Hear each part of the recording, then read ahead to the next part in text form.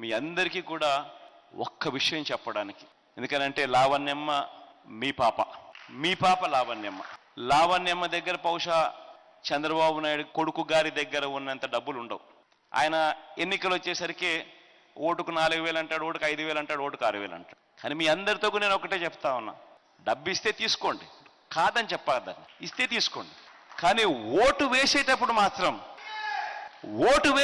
మాత్రం గుర్తుపెట్టుకోండి, ఎవరికి ఓటు వేస్తే మళ్ళీ జూన్ జూలై మాసంలో అమ్మఒడి ఎవరు వేస్తారు అని మాత్రమే ఓటు వేయండి. మళ్ళీ ఎవరు చేయూత ఇస్తారో అన్న వాళ్ళకే మాత్రమే ఓటేయండి. మళ్ళీ ఎవరు ప్రతి సంవత్సరం నేతన్న నేస్తం ఇస్తాడు అన్న వారికి మాత్రమే ఓటు వేయండి. ఎవరు ఉంటే మన పిల్లల చదువులు బాగుపడతాయి, ఎవరు ఉంటే మన బడులు బాగుపడతాయి అనే వారికి మాత్రమే ఓటు వేయండి.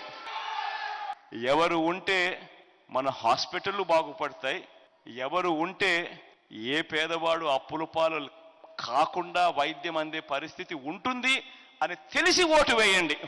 ఎవరు ఉంటే మన ఇంటికే పెన్షన్ డబ్బు నడుచుకుంటూ వస్తుంది అని తెలిసి ఓటు వేయండి.